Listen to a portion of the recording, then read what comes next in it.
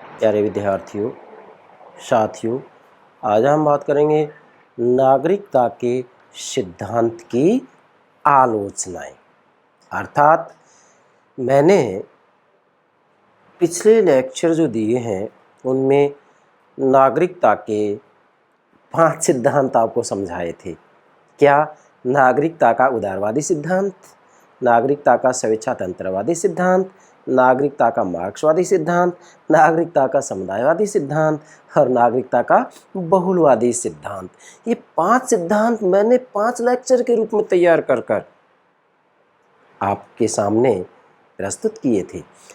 अब इसी ही कड़ी में क्रमबद्ध रूप में हम ये देखेंगे कि क्या ये पांचों सिद्धांत जो नागरिकता के आधार अलग अलग बतलाते हैं, क्या उससे समाज के अंतर्गत सभी वर्गों को वास्तविक रूप में सार्वजनिक जीवन में समान रूप में भाग लेने का अधिकार है?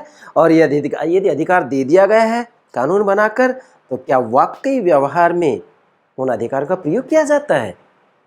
तो फिर यह बात उभर कर सामने आती है कि नहीं भाई, केवल कानूनी रूप में नागरिकता प्रदान कर देने पर वास्तव में समाज में महिलाओं को सार्वजनिक जीवन में वास्तव में पूर्ण समानता प्राप्त नहीं है। इसी प्रकार से समाज में विभिन्न प्रकार के जो वर्ग हैं वो भी वास्तव में राज्य या सार्वजनिक जीवन में समान रूप में हिस्सेदारी नहीं ले पाते हैं। इस आधार पर नागरिकता के इन पांचों ही सिद्धांतों की आलोचना 2 प्रकार से की जाती है।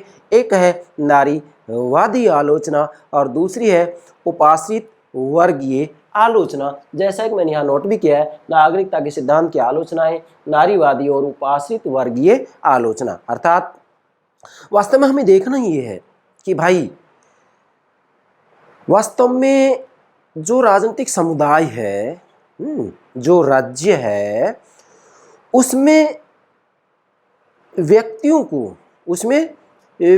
को पूर्ण और उत्तरदायी सदस्य बना दिया जाता है और सार्वजनिक जीवन में भाग लेने का अधिकार भी दे दिया जाता है, परंतु फिर भी व्यवहार में हम कह सकते हैं कि वो सार्वजनिक जीवन में समान रूप में भाग नहीं ले पाते हैं। जैसा कि इन 2 आधारों पर हम आलोचना करेंगे। तो आज का जो लेक्चर है किस पर है कि भाई जो नागरिकता के 5 सिद्धांत मैंने आपको समझाए हैं, उन पांचों ही सिद्धांतों में किसी न किसी रूप में कमियां हैं और कोई भी सिद्धांत ऐसा नहीं है जिसके आधार पर यह कहा जाए कि वास्तव में समाज व्यवस्था के अंतर्गत सभी व्यक्तियों को राजनीतिक व्यवस्था में सार्वजनिक जीवन में समान रूप में भाग लेने का अधिकार दिया गया है। ठीक है, कानून रूप में तो दे दिया गया है, लेकिन व्यवहार में यदि हम देखते हैं तो स्थिति बिल्कुल विपरीत है। अब हम क्रमबद्ध रूप में ये सारी बातें समझाएंगे और मैंने ये लेक्चर इस रूप में आपके लिए तैयार किया है कि भाई इसमें संपूर्ण बातें समाहित हो जाती हैं, पर शर्त यही है कि मैं जिस रूप में आपको समझाता हूँ उस रूप में समझना है। डियर स्टूडेंट्स, हम इसको समझाना शुरू करें उससे पहले मैं प्रतिदिन जो एक लेक्चर आपके लिए तैयार करता हूँ भाई, उसकी जानकारी आपको हो सके, इसके लिए हमारे चैनल को सब्सक्राइब अवश्य कीजिएगा। आशा करता हूँ आपने सब्सक्राइब कर दिया होगा। Thank you very much. अब नागरिकता के 5 सिद्धांतों की जब हम आलोचना करें तो उससे पहले मूल बात ये समझना जरूरी है कि आखिर नागरिकता है क्या चीज़। जब नागरिकता समझ में आ गया तो उसकी आलोचना करने में कतई दिक्कत नहीं आएगी आपको। यस, मैंने यहाँ डायग्राम बनाया, इस डायग्राम के माध्यम से सारी बातें स्पष्ट हो जाएंगी। ये मैंने इसलिए नोट किया है कि आप अपने नोट्स तैयार कर सकते हैं। यस, अन्यथा हम लेक्चर के रूप में ले तो हमें ये नोट करने की कतई आवश्यकता नहीं है, लेकिन मैं मेरे प्यारे विद्यार्थियों की सभी मांगों को ध्यान में रखते हुए लेक्चर तैयार करता हूँ। फिर चाहे स्नातक इस तरह का विद्यार्थी हो, स्नातकोत्तर इस तरह का विद्यार्थी हो, यूपीएससी की तैयारी कर रहा हो, यूजीसी नेट की तैयारी कर रहा हो, कॉलेज लेक्चरर, स्कूल लेक्चरर, किसी भी प्रतियोगिता परीक्षा की तैयारी कर रहा हो, बशर्ते कोई राजनीति विज्ञान से संबंधित है, तो आपको इधर उधर भटकने की कतई आवश्यकता नहीं। सब बातें आपको यहाँ मिलेंगी, ध्यान दें। देखो भाई, नागरिकता का सीधा सा अर्थ क्या है, अर्थ समझे, उसके बाद में आलोचना समझ जाएंगे। आलोचना के लिए मैंने 2 पार्ट तैयार किए हैं, नारीवादी और उपाश्रित वर्गीय आलोचना या समालोचना भी बोलते हैं इसको। यस, सबसे पहले देखें नागरिकता है क्या चीज। यस, नागरिकता, ये डायग्राम बनाया है मैंने आपके लिए। नागरिकता वह स्थिति है, नोट कीजिएगा, नागरिकता नागरिकता नागरिकता वह स्थिति है जिसमें व्यक्ति किसी राजनीतिक समुदाय का या राज्य का राजनीतिक समुदाय का पूर्ण और उत्तरदायी सदस्य बनता है। फिर से दोहरा रहा हूं, नागरिकता वह स्थिति है जिसमें व्यक्ति किसी राज्य का राजनीतिक समुदाय का पूर्ण और उत्तरदायी सदस्य बनता है और वह सार्वजनिक जीवन में भाग लेता है। यस, वह सार्वजनिक जीवन में भाग लेता है, वह नागरिकता कहलाता है। अब क्या वाकई जो ये नागरिकता के संदर्भ में 5 सिद्धांत दिए गए हैं, क्या इसके आधार पर ये कहा जा सकता है कि समाज में सभी वर्ग के व्यक्ति वास्तव में राजनीतिक समुदाय में सहभागी हैं? क्या सभी वाकई सार्वजनिक जीवन में भाग लेते हैं? नहीं। यहाँ नारीवादी अपना तर्क देते हैं और उपाश्रित वर्गीय विद्वान अपना तर्क देते हैं। उनका कहना है कि केवल कानूनी आधार पर व्यक्ति को राज्य का सदस्य बना दिया जाए तो इसका ये भावार्थ नहीं है कि नागरिकता पूर्ण रूप में विकसित हो गई है। नहीं, इसमें कमियां हैं और ये जो कमियां हैं अब मैं आपको समझाऊंगा। डियर स्टूडेंट्स, ध्यान देना, बहुत गहरी बात, मैं कंप्लीट बात समझाऊंगा। यहाँ देखो, सबसे पहले ध्यान देंगे, मैं इतिहास की तरफ जाना चाहता हूँ। यहाँ जैसे एक तरफ तो हम लेंगे भारतीय दर्शन की बात करेंगे हम, मनु जिनकी पुस्तक का नाम है मनुस्मृति। मैं थोड़ा संकेत दूंगा यहाँ, क्योंकि जब तक ये बात नहीं समझेंगे तब तक आधुनिक समय तक हम नहीं आ पाएंगे। तो भारतीय विचारक हैं, भारतीय राजनीतिक विचारक, इंडियन पॉलिटिकल थिंकर्स, मनु की पुस्तक मनुस्मृति है। यस, मनुस्मृति में मनु ने स्पष्ट रूप में कहा है, क्या कहा है कि भाई सच्चाई ये है कि महिलाओं का कार्य क्षेत्र घर की 4 दीवारी है, मतलब सार्वजनिक जीवन में भाग लेने के लिए मना करते हैं मनु। तो इसलिए जो ये पहली आलोचना की जा रही है, नारीवादी आलोचना, तो ये कहा जा सकता है कि भाई वास्तव में मनु ने स्पष्ट रूप में कहा है कि महिला का कार्य क्षेत्र घर की 4 दीवारी है। हालांकि अगले ही पल वो ये भी कह देते हैं कि जिस घर में नारी का सम्मान नहीं होता वहाँ जो है शांति स्थापित नहीं हो सकती, देवताओं का वास नहीं हो सकता। दोनों बातें कही हैं, लेकिन ये बात तो उन्होंने कह ही दी है कि भाई महिला का कार्य क्षेत्र घर की 4 दीवारी है, सार्वजनिक क्षेत्र में भाग लेना नहीं है। तो इससे ये बात स्पष्ट हो रही है, क्या स्पष्ट हो रही है कि डेफिनेटली मनु महिलाओं को राजनीतिक समुदाय का राज्य का पूर्ण सदस्य मान ही नहीं रहा है। यस। दूसरी बात, अरस्तु जो कि राजनीति विज्ञान के जनक हैं, इन्होंने भी अपनी पुस्तक पॉलिटिक्स में, मैं ये दोनों सिद्धांत जो है आलोचना के रूप में इनको बाद में लूंगा, पहले इसकी पृष्ठभूमि तैयार करेंगे। अरस्तु जो कि राजनीति विज्ञान के जनक हैं, यस भाई, इन्होंने भी अपनी पुस्तक पॉलिटिक्स में जब नागरिकता का सिद्धांत दिया तो नागरिकता के सिद्धांत में उन्होंने स्पष्ट कह दिया था कि भाई बच्चों को, महिलाओं को, जो विरुद्ध हैं और जो दास हैं, उनको उन्होंने नागरिक ही नहीं माना। तो फिर क्या हम कह सकते हैं कि अरस्तु के राज्य में सभी व्यक्तियों को राज्य का, राजनीतिक समुदाय का पूर्ण और उत्तरदायी सदस्य माना था? नहीं माना। क्या सभी सार्वजनिक जीवन में भाग ले सकते हैं? नहीं ले सकते हैं। अरस्तु की पुस्तक पॉलिटिक्स में स्पष्ट है ये बात। तो मनु और अरस्तु तो एक तरफ हो जाते हैं, ठीक है। जबकि प्लेटो और J.S. मिल, जॉन स्टुअर्ट मिल, प्लेटो ने अपनी पुस्तक रिपब्लिक में स्पष्ट रूप में कहा है, क्या कहा है कि महिला और पुरुष किसी भी दृष्टि से एक दूसरे से अलग नहीं है, सभी दृष्टियों से समान है। महिला और पुरुष सार्वजनिक जीवन में समान रूप में भाग ले सकते हैं। किसने कही ये बात? प्लेटो ने अपनी पुस्तक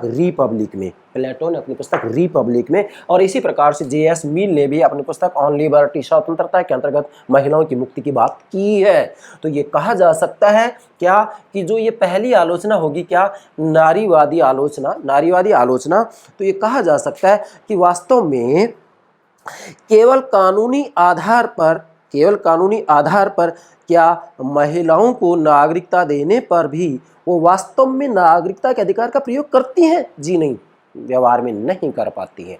तो सबसे पहले तो आप इन्हें नोट कीजिएगा, मनु अरस्तु एक तरफ हो जाते हैं, प्लेटो और जे.एस. मिल एक तरफ हो जाते हैं। प्लेटो महिलाओं की मुक्ति की बात करते हैं, जे.एस. मिल भी मुक्ति की बात करते हैं, जबकि मनु और अरस्तु ने उनको सार्वजनिक जीवन में भाग लेने का अधिकार नहीं दिया था। यस, अब हम क्रमबद्ध रूप में चलते हैं, चलिएगा।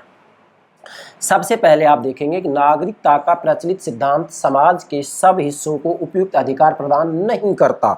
मतलब यह मूल बात यह है कि जो पीछे हमने पांचों सिद्धांत देखे ना, नागरिकता का उदारवादी सिद्धांत वो केवल नागरिक अधिकार को ही नागरिकता का आधार मानता है। फिर स्वेच्छा तंत्रवादी सिद्धांत वो वास्तविक रूप में जो है बाजार समाज मतलब मार्केट सोसाइटी को नागरिकता का आधार मानता है। यस, उसके बाद में हम बात करते हैं मार्क्सवादी सिद्धांत की, वो नागरिकता का आधार केवल वर्ग संघर्ष को मानता है। इसके बाद में समुदायवादी सिद्धांत की बात करते हैं तो वो नागरिकता का आधार केवल नागरिक सहभागिता को मानता है। किसको मानता है? केवल नागरिक सहभागिता को मानता है।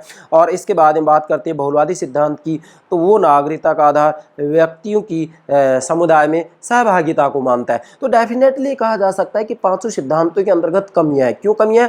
क्योंकि वो सभी हिस्सों को, समाज के सभी हिस्सों को भाई जाति, लिंग, आयु इत्यादि के आधार पर सभी को जो है राज्य और राजनीतिक समुदाय की सदस्यता प्रदान नहीं करता है। मतलब सब हिस्सों को उपयुक्त अधिकार प्रदान नहीं किए जाते इन पांचों सिद्धांतों में। इसलिए आलोचकों ने इसकी दो आधारों पर आलोचना की है। नारीवादी अपनी बात कहते हैं और उपाश्रित वर्गीय जो आलोचक है वो अपनी बात कहते हैं। कैसे, आप इसको समझेंगे। नंबर 1, नारीवादी समालोचना या आलोचना। क्या मतलब हुआ भाई?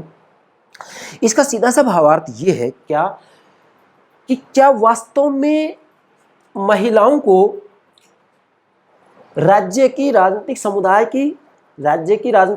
की पूर्ण नागरिकता प्राप्त हो जाने पर भी क्या वो नागरिक जीवन में पराधीन नहीं है? जी, नागरिक जीवन में पराधीन है। पूर्ण नागरिकता प्राप्त हो जाने के बावजूद भी आज महिलाएं नागरिक जीवन में पराधीन हैं। इसलिए नारीवादी कहते हैं कि वास्तविक रूप में महिलाओं को पूर्ण नागरिकता प्राप्त हो जाने पर भी ये नागरिक जीवन में, मतलब यहाँ राजनीतिक समुदाय में, नागरिक जीवन में वे पराधीन बनी रहती हैं। और विशेषकर यदि हम देखें तो ये कहा जा सकता है कि सामाजिक सोच विचार यही है, आज भी यही है कि महिलाओं का कार्य क्षेत्र घर की चार दीवारी है। और वास्तव में महिलाएं घर के कार्य में व्यस्त होने के कारण सार्वजनिक जीवन में इतनी रुचि भी नहीं लेती हैं। हालांकि अभी वास्तविक रूप में देखा जाए तो सामाजिक चेतना विकसित हो रही है और महिलाएं भी सार्वजनिक जीवन में भाग ले रही है।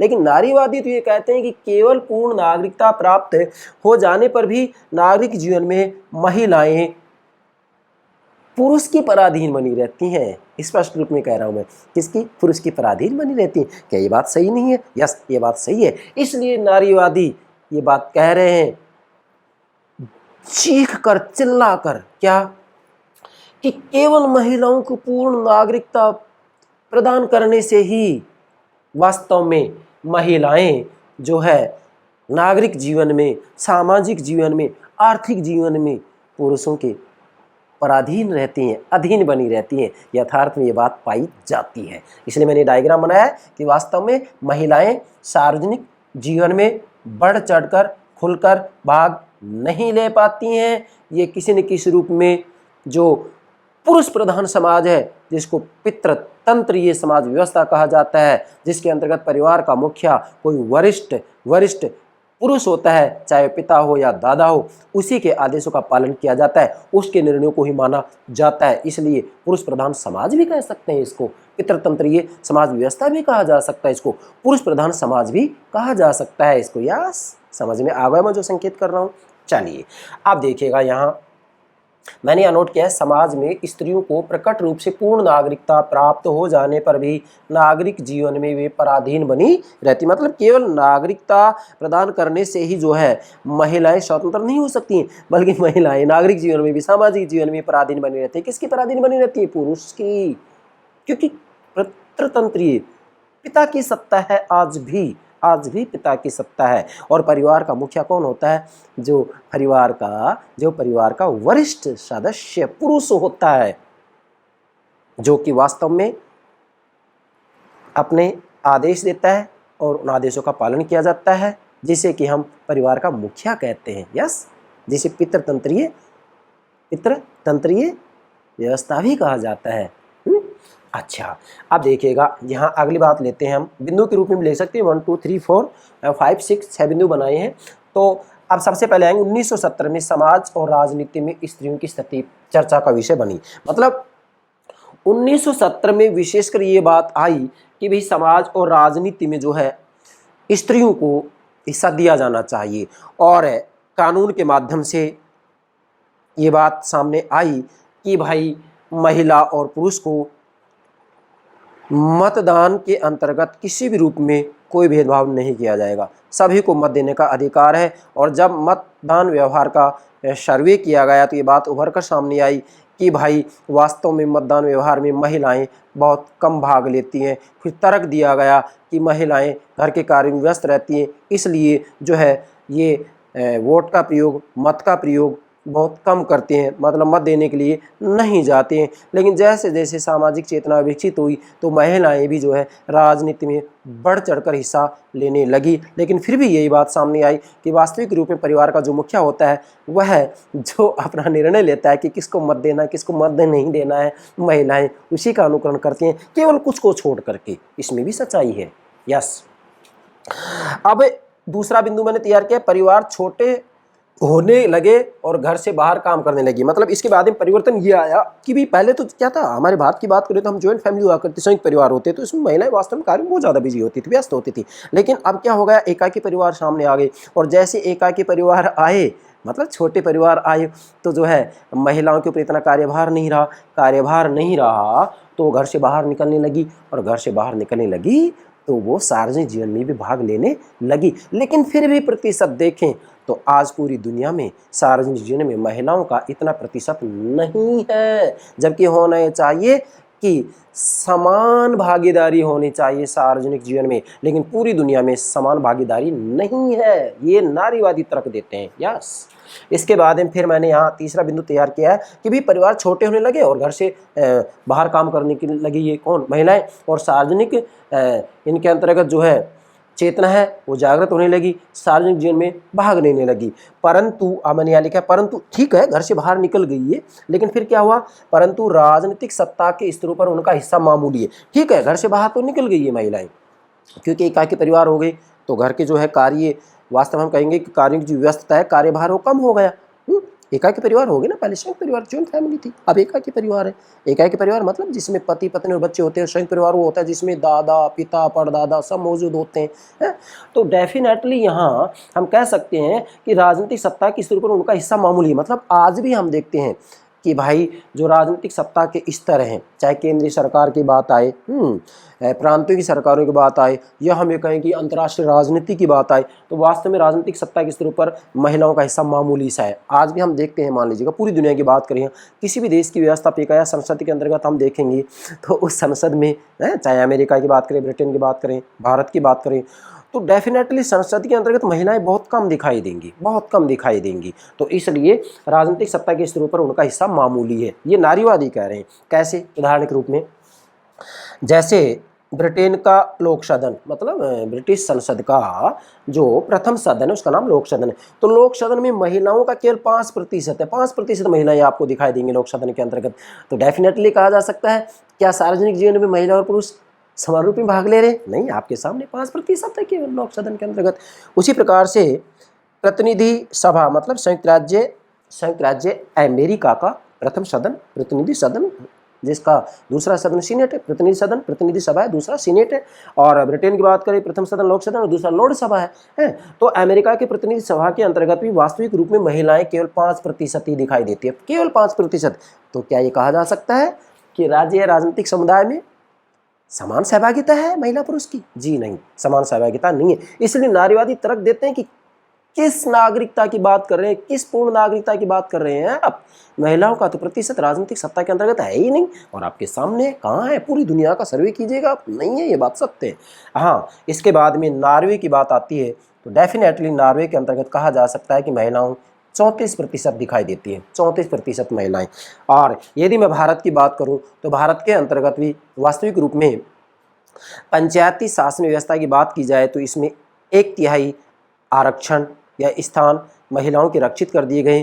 तो ये एक बहुत ही खुशी की बात है। कहा जा सकता है कि महिलाओं को किसी न किसी रूप में जो है हम कहेंगे कि राज्य या राजनीतिक समुदाय में जो है नागरिकता प्रदान की गई है। मतलब किसी न किसी रूप में उसको पूर्ण और उत्तरदायी सदस्य बनाने के लिए जो है प्रयास किया गया है। बहुत अच्छा प्रयास है केवल पंचायती राज व्यवस्था के अंतर्गत। बाकी मैं ये कहूँगा विधानसभा और बाहर की जो संसद है उसके अंतर्गत भी महिलाओं का प्रतिशत बहुत कम है। नारीवादी ये तर्क देते हैं कि वास्तविक रूप में पूरी दुनिया के अंतर्गत राजनीतिक सत्ता में वास्तविक रूप में महिलाओं की जो सहभागिता है, भागीदारी है, बहुत कम है। इसलिए कहा जा सकता है कि वास्तव में ये नागरिकता का पूर्ण विकास नहीं कहा जा सकता। नारीवादी कह रहे हैं कि नागरिकता का पूर्ण विकास नहीं कहा जा सकता। क्यों? क्योंकि सार्वजनिक जीवन में महिला और पुरुष की समान सहभागिता नहीं है। ये सच्चाई भी है। यस। इसके बाद में चौथा बिंदु मैंने तैयार किया यहाँ के अंतर्राष्ट्रीय राजनीति। मतलब ये तो राष्ट्रीय राजनीति की बात होगी, लेकिन इंटरनेशनल पॉलिटिक्स, अंतर्राष्ट्रीय राजनीति के क्षेत्र में भी स्त्रियों के प्रतिनिधित्व की दशा और भी खराब है। मतलब अंतर्राष्ट्रीय राजनीति इंटरनेशनल पॉलिटिक्स की बात की जाए तो उसमें भी महिलाओं की भागीदारी बहुत कम है। कैसे? उदाहरण देकर समझाऊंगा मैं। जैसे बहुत महत्वपूर्ण है ये, जैसे 1990 में, नोट कीजिएगा, जैसे 1990 में नवीन यूरोप के चार्टर ऑफ पेरिस, मतलब ये एक ऐतिहासिक समझौता होता है जिसको नाम दिया गया चार्टर ऑफ पेरिस। 1990 में नवीन यूरोप नाम दिया गया। उस पर केवल 34 केवल 34 शासनाध्यक्षों के हस्ताक्षर हुए। मतलब ये जो चार्टर ऑफ पेरिस है जो कि 1990 में हुआ था, वास्तव में इसका जो लक्ष्य था वो था शीत युद्ध का अंत करना। मतलब इसके आधार पर शीत युद्ध के अंत की घोषणा की गई थी। कोल्ड वार जो दूसरे विश्व युद्ध के बाद में शुरू हो गया था। एक गुट पूंजीवादी गुट था जिसका नेतृत्व संयुक्त राज्य अमेरिका कर रहा था, दूसरा गुट साम्यवादी गुट था जिसका नेतृत्व सोवियत संघ कर रहा था। 1990 के अंतर्गत वास्तविक रूप में देखें हम तो इसका जो है 91 में जाकर के विघटन हो गया सोवियत संघ का। खैर छोड़िएगा, ये बहुत लंबी बात हो जाती है, मैं एक संकेत दे रहा हूँ क्योंकि यहाँ जो कोल्ड वार है, शीत युद्ध है, इसके अंत के लिए चार्टर ऑफ पेरिस इसके ऊपर हस्ताक्षर किए। और जब हस्ताक्षर किए गए तो 34 देशों के शासनाध्यक्षों का हस्ताक्षर हुए थे। कितने? 34 देशों के। हमें तो यहाँ के लिए उदाहरण दे रहे हैं नारीवादी जो बता रहे हैं। तो इसमें चारों तरफ जब देखते हैं वहाँ उसमें देखते हैं तो वास्तव में सभी सफारी सूट पहने हुए दिखाई देते हैं, टाई लगाए हुए पुरुष ही पुरुष दिखाई देते हैं। और बहुत गौर से देखने पर दिखाई दिया केवल 2 महिलाएं दिखाई दी, नॉर्वे के प्रधानमंत्री और ब्रिटेन के प्रधानमंत्री। और उसमें से भी ये सम्मेलन होने के बाद में ब्रिटेन के प्रधानमंत्री मार्गरेट थैचर ने वास्तविक रूप में अपना त्याग पत्र दे दिया। तो क्या ये नहीं कहा जा सकता है कि सार्वजनिक जीवन में अंतर्राष्ट्रीय राजनीति की बात की जाए तो वहाँ पर महिलाओं का प्रतिशत कहाँ है? आपके सामने केवल 2 महिलाएं मौजूद थी वहाँ पर, जबकि आप ये कह सकते हैं कि 32 पुरुष थे। तो क्या नारीवादी की बात सही नहीं है कि वास्तविक रूप में सार्वजनिक जीवन में, राजनीतिक समुदाय में, अंतर्राष्ट्रीय राजनीतिक स्तर पर यदि हम बात करेंगे तो वास्तव में महिलाओं का जो भागीदारी है बहुत कम है। इसलिए नारीवादी ये कह रहे हैं कि केवल कानूनी आधार पर नागरिकता देने मात्र से महिलाएं वास्तविक रूप में जो नागरिक जीवन उनका होता है उसमें किसी और के पराधीन होती हैं, वो खुल करके सार्वजनिक जीवन में भाग नहीं ले पाती हैं। तो इसमें सच्चाई है। मैं यहाँ पर नोट कर दिया 34 शासन अध्यक्ष में से केवल 2 महिलाएं थी। नारीवादी तर्क दे रहे थे। इससे कहा जा सकता है कि वास्तविक रूप में जो है सार्वजनिक जीवन में महिलाएं कहाँ भाग ले पा रही हैं। ठीक है। इसके बाद में इसी बात को आगे बढ़ाते हुए इसे वास्तव में समाचार पत्रों के अंतर्गत एक संज्ञा दी गई। क्या? एक युग के अंत की संज्ञा दी गई। किसको? जो ये शीत युद्ध का अंत हुआ और जो ये चार्टर ऑफ पेरिस सम्मेलन होता है इसके अंतर्गत वास्तविक रूप में इसको क्या कहा गया? एक युग के अंत की संज्ञा दे दी गई कि भाई अब एक युग का अंत हो गया है, शीत युद्ध का अंत हो गया है। परंतु यहाँ जो नारीवादी हैं, नारीवादी बहुत महत्वपूर्ण बात है, नारीवादी है, मैंने यहाँ लिखा नारीवादी प्रश्नवाचक से, नारीवादी प्रश्न करते हैं। क्या प्रश्न करते हैं? कि यह किस युग का अंत था? कि भाई किस युग के अंत की बात कर रहे हैं आप? शीत युद्ध का अंत है, ठीक है, लेकिन यह कम से कम पितृतंत्र युग का अंत तो नहीं था। इनका कहना नारीवादियों का कि भाई ये किस युग के अंत की बात कर रहे हैं आप। समाचार पत्रों में सुर्खियों में रही थी ये बात कि भाई एक युग के अंत की संज्ञा दी गई इसको, किसको, जो ये शीत युद्ध का अंत होता है 1990 के अंतर्गत जो ये चार्टर ऑफ पेरिस के ऊपर हस्ताक्षर किए गए थे 34 देशों के शासन अध्यक्षों ने, तो इन्होंने कहा कि वास्तव में ये किस युग के अंत की बात की जा रही है भाई, ये कम से कम पितृतंत्र युग का अंत तो नहीं था। पितृतंत्री युग के अंत का मतलब ये है कि पितृतंत्री युग का अंत तो नहीं था ये, मतलब वास्तव में परिवार के अंतर्गत जो वरिष्ठ पुरुष सदस्य होता है वह ही परिवार के लिए निर्णय लेता है, उसके आदेशों का पालन किया जाता है।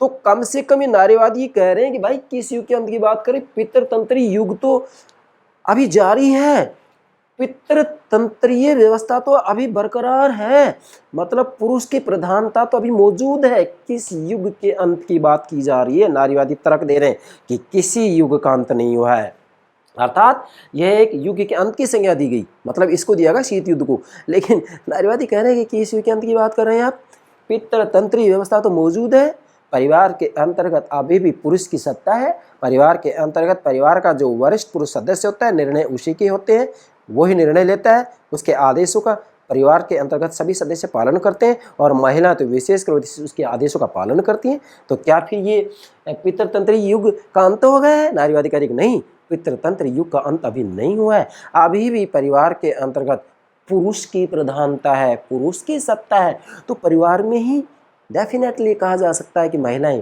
पुरुष के अधीन है। नारीवादी ये तर्क देते हैं महिलाएं पुरुष के अधीन है, पुरुष के आदेशों का पालन किया जाता है, इस आधार पर जो है नारीवादी तर्क देते हैं। इसके बाद में पांचवा बिंदु मैंने तैयार किया है, सामाजिक सोच विचार का ढंग। भाई सामाजिक सोच विचार का ढंग ये अलग है, क्या अलग है कि वास्तविक रूप में जब बच्चों की बात की जाती है तो जो बच्चियां होती हैं उनको बचपन से सिखाया जाता है, क्या सिखाया जाता है, उनको जो है दब्बू प्रवृत्ति का बनना सिखाया जाता है, जबकि लड़कों को जो है दबंग बनाया जाता है। इसी के साथ में ये कहा जाता है कि जो बच्चे होते हैं मतलब जो लड़के होते हैं उनको जो है डॉक्टर इंजीनियर बनने के लिए प्रेरित किया जाता है और जो लड़कियां होती हैं छात्राएं होती हैं या उनको अध्यापिका नर्स बनने के लिए प्रेरित किया जाता है। तो ये समाज का सोच विचार ही ऐसा है। और इसी प्रकार से कह दिया जाता है कि जो है पुरुष बहुत ज़्यादा साहसी होता है। इसी प्रकार से महिलाओं की बात आती है तो कहा जाता है कि महिलाओं में बहुत ज़्यादा दया भावना होती है। और वैसे भी हम सामान्य रूप में देखें, जब हम बच्चों का पालन पोषण करते हैं तो मान लीजिएगा घर पर एक बच्चा लड़का रात्रि में थोड़ा सा लेट पहुंचता है, तुरंत हम कह देते हैं कि बेटा कोई बात नहीं लेट हो गए तो, लेकिन जैसे बच्चे थोड़ा भी लेट होते हैं तो हम कह देते हैं बेटा बेटी ये कैसे इतनी लेट कैसे हुई है। मतलब उनमें डर और भय की भावना भरी जा रही है, ठोंस ठोंस कर भरी जा रही है, छात्राओं के अंतर्गत, बच्चियों के अंतर्गत, लड़कियों के अंतर्गत। तो क्या ये सामाजिक सोच विचार अच्छा है? नहीं, ये सामाजिक सोच विचार भी अच्छा नहीं है, ये नारीवादी तर्क देते हैं। ठीक है भाई। इसके बाद में छठा बिंदु क्या है, बहुत महत्वपूर्ण, अंत में निष्कर्ष कि अब नारीवादी चाहते क्या हैं। कमियां तो बता दी इन्होंने, चाहते क्या है नोट करें। मैंने लिखा है मांग है कि मतलब नारीवादियों की जो नारियों को शक्तिशाली बनाना चाहते हैं, जो नारियों की सार्वजनिक जीवन में समान सहभागिता की बात करते हैं, समान सहभागिता की बात करते हैं। इनकी मांग है कि सार्वजनिक जीवन में स्त्रियों की समान सहभागिता की शर्त जब तक पूरी नहीं होगी तब तक नागरिकता की संकल्पना पूर्ण नहीं होगी। मतलब नागरिकता का विकास पूर्ण नहीं होगा, नागरिकता अपने तर्क संगत परिणाम तक नहीं पहुंच पाएगी। कौन कह रहे हैं? नारीवादी कह रहे हैं। मतलब इनकी मांग है, फिर से दोहरा रहा हूं, मांग है कि सार्वजनिक जीवन में स्त्रियों की समान सहभागिता की शर्त, समान सहभागिता लिखेंगे, समान सहभागिता की शर्त जब तक पूरी नहीं होगी, समान सहभागिता की राज्य में, सार्वजनिक जीवन में, राजनीतिक समुदाय में जब तक समान सहभागिता की शर्त पूरी नहीं होगी, मतलब स्त्री और पुरुष को, पुरुष और महिला को जब तक सार्वजनिक जीवन में समान रूप में सहभागिता नहीं दी जाएगी, समान रूप में सहभागिता नहीं दी जाएगी, तब तक नागरिकता की संकल्पना पूर्ण नहीं होगी। मतलब नागरिकता का पूर्ण विकास नहीं हो पाएगा। नागरिकता वास्तविक रूप में अपने तर्क संगत रूप में पूर्णता को प्राप्त नहीं कर पाएगा। ये नारीवादियों की मांग है। क्या मांग है? कि सार्वजनिक जीवन में महिला और पुरुष को समान रूप में सहभागिता दी जानी चाहिए।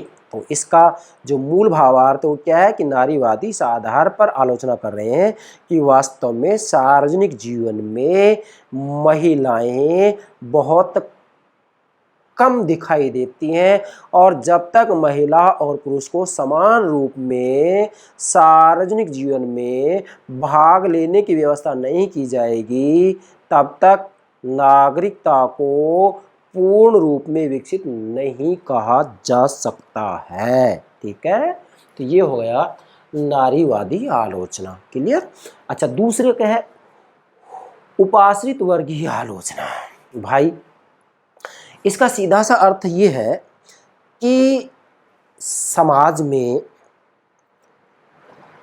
निम्न श्रेणी के व्यक्ति होते हैं, चाहे वह जाति की बात आए, चाहे वह आयु की बात आए, शिक्षा की बात आए, संपत्ति की बात आए, धर्म की बात आए। मतलब समाज में कुछ उपेक्षित वर्ग होते हैं जिनको कि राजनीतिक समुदाय का या राज्य का कानूनी रूप में तो सदस्य मान लिया गया है। मतलब हम कहेंगे कि कानूनी रूप में तो ये माननीय नागरिक माने जाते हैं, लेकिन व्यवहार में ये लोग बड़े बेबस लाचार होते हैं। इनको मनुष्य कहते हुए भी हमें शर्म आती है। कैसे?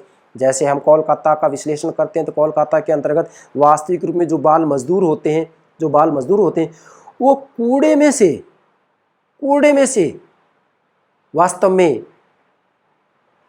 अपना जीवन भरने के लिए रद्दी इकट्ठी करते हैं। कोलकाता के अंतर्गत बच्चे कचरा पात्र में से जूठन एकत्रित कर करके अपना पेट भरते हैं। क्या इनको देश के माननीय नागरिक माने हम? जी नहीं। इसी प्रकार से कोलकाता का ही उदाहरण दूंगा मैं। वहाँ पर घटिया ग्राहकों से झगड़ती हुई वेश्याएं। अरे भाई, क्या ये देश के माननीय नागरिक माने जाएंगे? जी नहीं। इसी ही प्रकार से कितने ही बच्चे, वृद्ध, महिलाएं जो कि हमें फुटपाथों पर सर्दी में, ठंड में ठिठुरते हुए दिखलाई देते हैं, क्या उन्हें देश का माननीय नागरिक माना जाए? जी नहीं। इसलिए उपाश्रित वर्गीय जो आलोचक हैं वो तर्क देते हैं कि क्या समाज में सभी वर्ग के व्यक्तियों को वास्तविक रूप में राजनीतिक समुदाय का, राज्य का पूर्ण नागरिक माना जाता है? केवल कानूनी रूप में तो माना जाता है, लेकिन व्यवहार में कमियां हैं। हम एक एक बात को यहाँ लेंगे। ध्यान दें, मैंने डायग्राम बनाया। निम्न श्रेणी के व्यक्ति राज्य, मतलब समाज के अंतर्गत वास्तविक रूप में हम कहेंगे यहाँ कि जो जाति, भाषा, धर्म, आयु, लिंग इत्यादि के आधार पर कुछ उपेक्षित लोग होते हैं जो कि कानूनी रूप में तो माननीय नागरिक माने जाते हैं, लेकिन व्यवहार में उन्हें मनुष्य कहते हुए भी हमें शर्म आती है कि कम से कम वो मनुष्य तो हो, लेकिन वो मनुष्य भी नहीं है, क्योंकि उनको मनुष्य माना ही नहीं जा रहा। कितने लाचार, बेबस, बीमार लोग हैं जो फुटपाथों पर अपनी जिंदगी बिता रहे हैं। परंतु इस क्षेत्र के अंतर्गत भारतीय सरकार ने बहुत प्रयास किया है, सराहनीय कदम उठाए हैं। हम उनकी तहे दिल से जी भर के प्रशंसा करते हैं। लेकिन केवल भारत की बात नहीं, मैं संपूर्ण दुनिया की बात कर रहा हूँ। हाँ, भारत नारीवादी जो आलोचना कर रहे हैं, इस क्षेत्र में भी भारत ने काफ़ी प्रगति की है। और उपाश्रित वर्गीय आलोचक जो आलोचना करें, इस क्षेत्र में कहूँगा कि भारतीय सरकार ने बहुत ही ठोस कदम उठाया है। ये बात मैं दिल से स्वीकार करता हूँ। अब ध्यान दें, अब हम इनको बिंदु के रूप में समझेंगे। नंबर 1, केवल कानूनी स्तर पर सब नागरिकों को समान अधिकारों की व्यवस्था कर देने से समाज के उपाश्रित वर्गों की स्थिति को सुधारा नहीं जा सकता। मतलब केवल कानूनी स्तर पर सब नागरिकों को समान अधिकारों की व्यवस्था कर देने से समाज के उपाश्रित वर्गों की स्थिति को सुधारा नहीं जा सकता। मान लीजिएगा कानून के अंतर्गत ये व्यवस्था है कि भाई सभी लोग जो है विधि की दृष्टि में समान हैं, सभी को कानून का समान संरक्षण है, लेकिन क्या व्यवहार में सभी को विधि की दृष्टि में समान समझा जाता है? क्या सभी को कानून का समान संरक्षण मिलता है? क्या यहाँ पर जाति, आयु, लिंग, शिक्षा इत्यादि का आधार भेदभाव नहीं किया जाता है? जी, भेदभाव किया जाता है। इसलिए यहाँ उपाश्रित वर्गीय आलोचक ये तर्क दे रहे हैं कि केवल सब नागरिकों के समान अधिकारों की व्यवस्था कर देने से समाज के उपाश्रित वर्गों की स्थिति को सुधारा नहीं जा सकता है, इसके लिए ठोस कदम उठाने होंगे। दूसरी, एक विद्वान है एंटोनियो ग्राम्सी ने सामाजिक विश्लेषण किया और उस विश्लेषण के अंतर्गत इन्होंने कहा कि किसी भी समाज के शासक वर्ग जिन वर्गों पर अपने प्राधान्य का प्रयोग करते हैं उन्हें उपाश्रित वर्ग कहा जा सकता है। मतलब एंटोनियो ग्राम्सी ने ये बताया है कि उपाश्रित वर्ग कहें किसको। सबसे पहले तो इन्होंने इसकी परिभाषा दी, डेफिनेशन दिया है। तो क्या करें, उपाश्रित वर्ग किसको कहेंगे कि किसी भी समाज के शासक वर्ग, चाहे भारत की बात आए, अमेरिका की बात आए, ब्रिटेन की बात है, पूरी दुनिया की बात है, ये किसी भी समाज के शासक वर्ग जिन वर्गों पर अपने प्राधान्य का प्रयोग करते हैं। मैं ये समझाऊंगा, ये कठिन शब्द आ गया है, प्राधान्य क्या है इसको भी समझाऊंगा। प्राधान्य का प्रयोग करते हैं उन्हें उपाश्रित वर्ग कहा जा सकता है। मतलब जो शासक वर्ग होते हैं और जिन वर्गों के ऊपर अपने प्राधान्य का प्रयोग करते हैं उन्हें उपाश्रित वर्ग कहा है। प्राधान्य का मतलब ये है, प्राधान्य वह स्थिति है, नोट करेंगे, प्राधान्य वह स्थिति है जिसमें शासक वर्ग अपने मूल्यों मान्यताओं के अनुरूप शिक्षा की व्यवस्था करते हैं। किसकी व्यवस्था करते हैं? शिक्षा की व्यवस्था करते हैं, जिससे कि जो शासक वर्ग होता है उनके मूल्यों को जनता में स्थापित किया जाए, और जनता में जब शासक वर्ग के मूल्य स्थापित हो जाते हैं, मान्यताएं स्थापित हो जाती हैं, तो शासक वर्ग को जनता की सहमति प्राप्त हो जाती है। यही है प्राधान्य।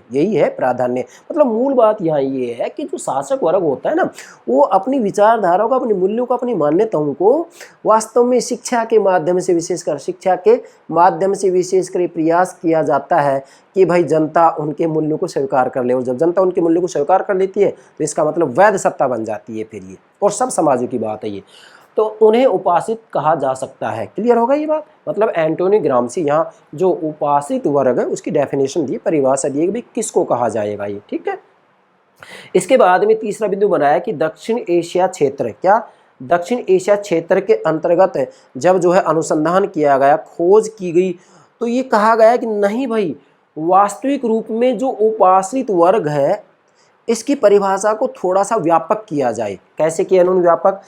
कि किसी समाज में जो भी समूह जाति, वर्ग, आयु, लिंग, पद या अन्य किसी आधार पर दूसरों के अधीन हो उन्हें उपाश्रित वर्ग मान लेना चाहिए। ये दक्षिण एशिया क्षेत्र का अध्ययन किया गया।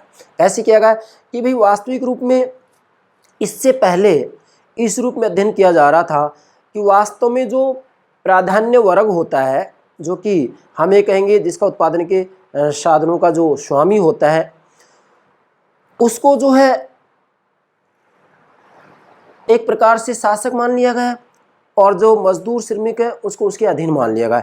लेकिन यहाँ जब इन्होंने इतिहास का अध्ययन किया तो ये कहा कि नहीं भाई, केवल जो ये शासक वर्ग है यही प्राधान्य नहीं है, बल्कि समाज में जाति, वर्ग, आयु, लिंग, पद और भी बहुत आधार हैं जिसके आधार पर एक वर्ग के अधीन दूसरा वर्ग होता है। तो इन्होंने थोड़ा इसको व्यापक कर दिया। क्या करें? किसी समाज में जो भी समूह कोई भी जाति, वर्ग, आयु, लिंग, पद या अन्य किसी आधार पर दूसरों के अधीन हो, उपाश्रित वर्ग मान लेना चाहिए। जैसे जाति की बात आई तो क्या भारत के अंतर्गत वास्तविक रूप में जो श्रेष्ठ जातियों के लोग होते हैं, जो निम्न जातियाँ होती हैं, यस, वो उनके अधीन नहीं होती हैं? जी हाँ, अभी भी हमारे भारत में ऐसे बहुत उदाहरण मिलते हैं। मैं इसका ज़्यादा खुलासा नहीं करना चाह रहा हूँ, आप संकेत समझ गए होंगे।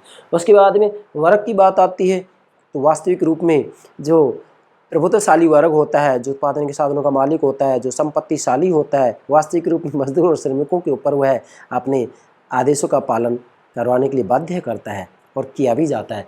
अगर आयु की बात आए तो क्या वास्तविक रूप में आयु के आधार पर नहीं कहा जा सकता है कि वास्तविक रूप में यहाँ पर भी जो है एक प्रकार से एक वर्ग दूसरे वर्ग के ऊपर प्राधान्य का प्रयोग करता है? जी करता है। लिंग की बात आए तो ये चर्चा में पीछे कर चुका हूँ, महिला और पुरुष। तो वास्तविक रूप में पुरुष आज भी जो है महिला के ऊपर अपने आधिपत्य का जो है प्रयोग करते हैं। यस।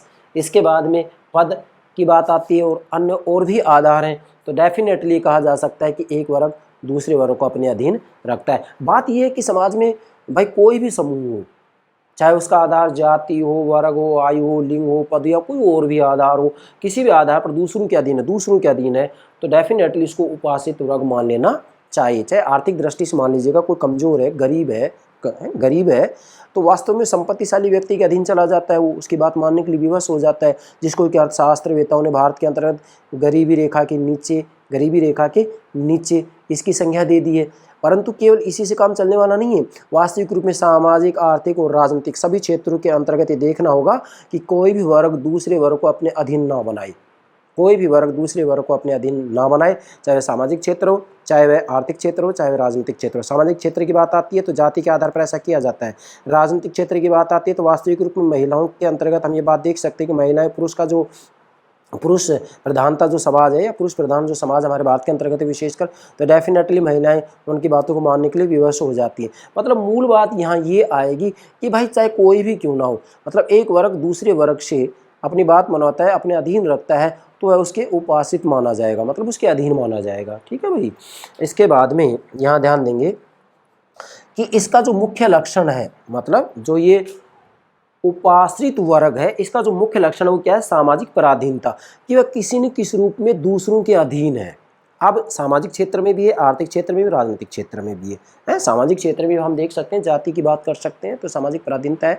आर्थिक क्षेत्र में जो गरीब व्यक्ति होते हैं वो वास्तव में संपत्तिशाली जो धनाढ्य लोग होते हैं उनके अधीन है। राजनीतिक क्षेत्र की बात आए तो जैसे मैंने आपको उदाहरण दिया है, भारत की बात विशेष कर करेंगे हम, तो भारत में पितृतंत्रीय व्यवस्था है, पितृतंत्रीय समाज व्यवस्था है, सोशल सिस्टम। तो डेफिनेटली यहाँ पर जो है परिवार का जो मुखिया होता है पुरुष ही होता है, जो वरिष्ठ पुरुष होता है, तो उसके आदेशों का पालन किया जाता है। निश्चित रूप में ये बात कह सकते हैं हम। तो देखिएगा भाई, इसका जो मुख्य लक्षण हो क्या है? सामाजिक पराधीनता। नोट कीजिएगा, जो उपासित वर्गीय आलोचना की जा रही है, इसका जो मुख्य लक्षण है वो सामाजिक पराधीनता है। अब इसमें एक बात और समझेंगे। वास्तव में जब इतिहास का निष्पक्ष रूप में विश्लेषण किया जाता है तो हम ये कह सकते हैं कि इतिहासकारों ने जो लेखन किया है उसमें ही जो है असंतुलन है। कैसे असंतुलन है? इसमें भी उपाश्रितता की गंध आती है। कैसे आती है? इतिहासकार जो शासक होते हैं, शासकों के द्वारा जो ताजमहल का निर्माण करवाया जाता है, स्मृति स्मारक बनवाए जाते हैं, वास्तविक रूप में जिस शासक के द्वारा उसको बनवाया जाता है उनके नामों को बढ़ा चढ़ा करके लिखा जाता है, बढ़ा चढ़ा कर लिखा जाता है। लेकिन क्या जो कलाकार और कामगार होते हैं उन्होंने किसी भी क्षेत्र में जो अपनी देन दी है, वास्तुकला के क्षेत्र में, चित्रकला के क्षेत्र में, क्या उनके नाम को भी उसी सम्मान के साथ लिखा जाता है जिस सम्मान के साथ शासकों के नाम को लिखा जाता है? जी नहीं। इसलिए इस असंतुलन को दूर करने के लिए इतिहासकारों ने इतिहास की परिभाषा ही बदल दी कि वास्तविक रूप में समाज में जो असंतुलन है, अर्थात इतिहास के लेखकों ने जो असंतुलन किया है कि शासक वर्ग के द्वारा जो देन दी जाती है उसका तो उल्लेख किया जाता है, जबकि जो कलाकार और कामगार होते हैं उनके योगदान का उल्लेख नहीं किया जाता है। तो इन्होंने इस असंतुलन को दूर किया और ये कहा कि भाई कलाकार और कामगारों का भी उल्लेख किया जाना चाहिए। ठीक है भाई। इसके बाद में चौथा बिंदु मैंने बनाया समाज के उपेक्षित वर्ग। अब यहाँ और व्यापक परिभाषा दे दी गई है किसकी? जो ये उपासित वर्ग है, मैंने यहाँ लिखा व्यापक अर्थ, मतलब इसकी और व्यापक परिभाषा दे दी गई है। क्या? समाज के उपेक्षित वर्ग। इसका मतलब क्या है कि भाई समाज में चाहे किसी भी क्षेत्र की बात की जाए, सामाजिक, धार्मिक, आर्थिक, राजनीतिक, सांस्कृतिक, कोई भी क्षेत्र क्यों ना हो, जहाँ कहीं भी कोई उपेक्षित वर्ग है, उपेक्षित व्यक्ति है, उन सब को इसके अंतर्गत समाहित किया जाएगा। जैसे मैंने आपको उदाहरण दिया था, आज भी कोलकाता के अंतर्गत हम जाएं तो हमें बाल मजदूर दिखाई देंगे और कचरा पात्र में से रद्दी इकट्ठी करते हुए दिखाई देंगे। इसी प्रकार से बच्चे वास्तव में अपना पेट भरने के लिए जूठन इकट्ठी करते हुए दिखाई देते हैं। अरे भाई, क्या ये उपेक्षित नहीं है? क्या ये उपाश्रित नहीं है? क्या किसी दूसरे के अधीन नहीं है? जी हाँ, ये दूसरों के अधीन है। अब इसको मैं ज़्यादा व्यापक नहीं लूँगा, संकेत दे दिया है कि समाज के उपेक्षित वर्ग की व्यापक परिभाषा यही है कि समाज में जहाँ कहीं भी कोई उपेक्षित वर्ग या व्यक्ति दिखाई दे, उन सब को इसके अंतर्गत समाहित कर लिया जाएगा। अर्थात समाज में कोई भी यदि उपेक्षित व्यक्ति या वर्ग पाया जाता है तो कहा जा सकता है, क्या कहा जा सकता है कि भाई वो वास्तविक रूप में राज्य या राजनीतिक समुदाय के पूर्ण सदस्य नहीं है, उत्तरदायी सदस्य नहीं है, वो खुल करके सार्वजनिक जीवन में भाग नहीं ले रहे। कहाँ सार्वजनिक जीवन में भाग ले पाएंगे वो? जिस व्यक्ति को 2 समय का भोजन नहीं मिल पाता है तो क्या वो सार्वजनिक जीवन में खुल करके भाग लेगा? जी नहीं। लेकिन मैं फिर कहूँगा, भारतीय सरकार ने इस क्षेत्र में भी बेहद प्रगति की है। मैं तहे दिल से भारतीय सरकार को नमन करता हूँ कि आज भारतीय सरकार इस क्षेत्र में विशेष प्रयास कर रही है। और विशेषकर यूपी गवर्नमेंट्स की बात की जाए, मैं केंद्र सरकार की प्रशंसा कर रहा हूँ, राज्य सरकारों की प्रशंसा कर रहा हूँ कि वास्तव में जब ये स्टेटमेंट सामने आते हैं मुख्यमंत्रियों के कि भाई हमारे राज्य में कोई भी व्यक्ति भूख से ना मरे, तो और इससे क्या सराहनीय कदम हो सकता है? हमारे भारत में इसमें बहुत ज़्यादा प्रगति की गई है। तो मैं ये कहना चाहूँगा कि उपासित वर्गीय विद्वान जो आलोचना कर रहे हैं, तो भारत के ऊपर पूर्ण रूप में ये बात लागू नहीं होती। दुनिया के अन्य देशों पर ये बात चाहे पूर्ण रूप में लागू हो, लेकिन भारत के ऊपर ये बात पूर्ण रूप में लागू नहीं होती है। यस, अब जानबूझकर कोई तमाशा करे तो वो बात अलग है। ठीक है, अब देखिए, यहाँ तक ये बात क्लियर हो गई। इसके बाद में 5वां बिंदु बनाया मैंने, कानूनी तौर पर, मतलब वास्तव में कानूनी तौर पर यदि हम देखेंगे भारत में, विशेषकर भारत में, तो बंधुआ मजदूरी समाप्त कर दी गई है, बाल मजदूरी भी भारत में समाप्त कर दी गई। लेकिन फिर भी क्या भारत में आज बंधुआ मजदूरी और बाल मजदूरी नहीं हो रही है? जी हो रही है। लेकिन मैं फिर कह रहा हूँ कि यह केवल बढ़ा चढ़ाकर दिखाने वाली बात है। बाकी भारतीय सरकार ने इस क्षेत्र में काफ़ी कदम उठाया है। लेकिन ये जो आलोचक है तो अपनी आलोचना देंगे ही देंगे, बताएंगे भी ये कमी है। तो दुनिया के अन्य देशों में कमियाँ मौजूद हैं और भारत में भी कुछ सीमा तक ये अभी मौजूद है। इसके बाद में जो छठी बात आती है वो है कि भाई नागरिकता की चादर के धब्बे। आप ध्यान देंगे, नागरिकता की चादर के धब्बे का मतलब क्या है कि भारत में विशेषकर जो लाचार, बेबस और बीमार लोग हैं, उनको कानूनी आधार पर भारत के माननीय नागरिक माना जाता है, परंतु यथार्थ में ये मनुष्य भी नहीं है। क्यों? क्योंकि आज भी हम देखते हैं कि फुटपाथों के ऊपर ठंड से ठिठुरते हुए लोग हमें दिखाई देते हैं। इसी प्रकार से कुछ बच्चे जो है भूखे भी हमें दिखाई देते हैं। हालांकि मैं फिर कह रहा हूँ भारतीय सरकार इसमें बहुत प्रयास कर रही है और काफ़ी सीमा तक हम आगे बढ़ चुके हैं। लेकिन फिर भी केवल भारत की बात नहीं बोल रहा हूँ, पूरी दुनिया की बात बोल रहा हूँ मैं यहाँ, कि जो फुटपाथ पर बच्चे, वृद्ध, महिलाएं हमें दिखाई देते हैं और सर्दी के मौसम में भी ठिठुरते रहते हैं, तो क्या उनको किसी भी देश का माननीय नागरिक माना जाए? जी नहीं, उनको किसी भी देश का माननीय नागरिक नहीं माना जा सकता है। मैं तो ये कहूँगा कि ये नागरिकता की सफ़ेद चादर के ऊपर दाग है और जब तक ये धब्बे साफ नहीं किए जाएंगे तब तक पूर्ण नागरिकता के ऊपर गर्व नहीं किया जा सकता। यस, तो आप नोट कीजिएगा, यहाँ माननीय नागरिक, यहाँ मैंने लिखा है कि नागरिकता की चादर के धब्बे हैं जो लाचार, बेबस और बीमार लोग हैं, चाहे भारत की बात हो चाहे पूरी दुनिया की बात हो, और उनको वास्तव में कानूनी दृष्टि से माननीय नागरिक माना जाता है, परंतु यथार्थ में मनुष्य भी नहीं हो, क्योंकि उनको भरपेट भोजन नहीं मिल पाता है। सर्दी के मौसम में उनको जो है, हम ये कहेंगे कि कपड़े भी पहनने के लिए नहीं मिल पाते हैं, तो फिर क्या उनको माननीय नागरिक मानेंगे? जी नहीं, वो तो मनुष्य भी नहीं है।